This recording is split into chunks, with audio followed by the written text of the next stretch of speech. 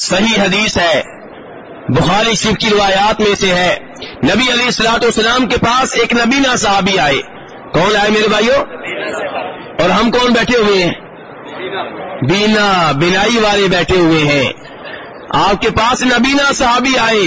اللہ کے رسول علیہ الصلوۃ والسلام، کوئی آدمی نہیں ہے جو مجھے گھر سے مسجد میں لائے، راستہ بھی خطرناک ہے، راستے میں درخت ہوتے ہیں، درندے ہوتے ہیں، تو آپ مجھے رخصت دیں کہ میں گھر میں نماز پڑھ لیا کروں.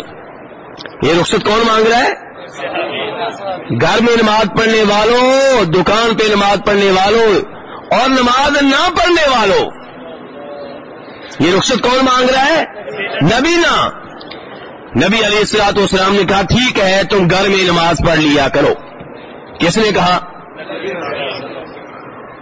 پھر جب نبینا صحابی واپس جانے لگا، آپ نے کہا میرے صحابی ادھر آؤ. واپس بلا لیا. تمہارے گھر میں اذان کی آواز آتی ہے؟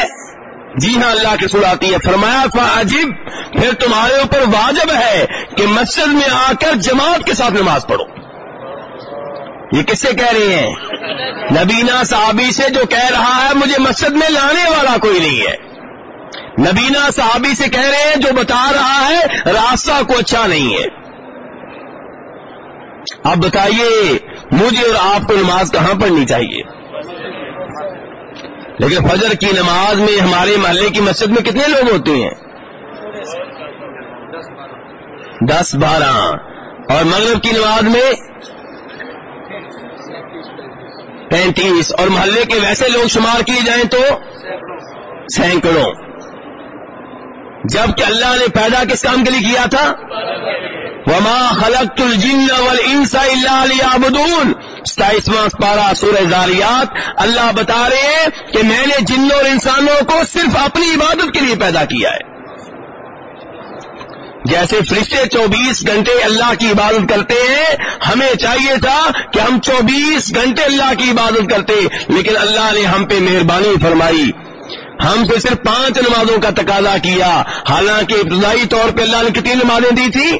50 نمازیں اگر فرض رہتی تو ہر آدھے گھنٹے کے بعد ایک نماز ہونا تھی. اللہ نے مہربانی کی، 50 کی بجائے 5 کر دی اور کہا ثواب 50 کا دوں گا. پھر بھی ہم اعراض کریں میرے بھائیوں، رب کی رحمت دیکھتے چلے جائیے. اسی لیے نبی علیہ الصلوۃ والسلام نے فرمایا تھا کل امتی یدخلون الجنۃ الا من ابا، کہ جب اللہ کی رحمت اتنی زیادہ ہے تو آپ نے کہا تھا میرے سارے امتی جنت میں جائیں گے سوائے اس کے جو جنت میں جانے سے خود انکار کر دے. صحابہ کرام کا اللہ کے رسول جنت میں جانے سے کون انکار کرے گا؟ فرمایا جس نے میری اطاعت کی، میری بات مانی، وہ جنت میں جائے گا، اور جو میری بات نہیں مانے گا وہ جنت میں جانے سے انکار کر رہا ہے، وہ جنت سے محروم رہے گا.